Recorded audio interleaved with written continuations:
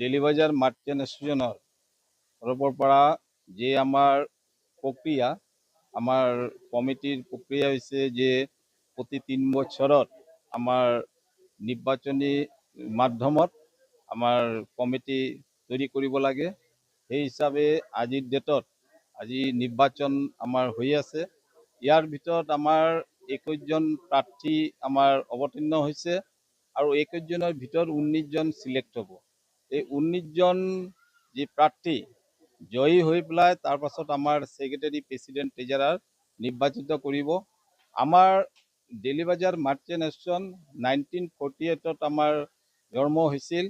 তাৰ পাছত আগত আছিলে সিলেক্টেড কমিটি 1912 মানে 2012 পৰা আমাৰ ইলেক্টেড বডি প্ৰক্ৰিয়া আৰম্ভ হৈছে। সেই হিচাপত ইমান দিনৰ পৰা নিৰ্বাচন হৈ পেলাই ইলেক্টেড কমিটি আমাৰ হৈছে।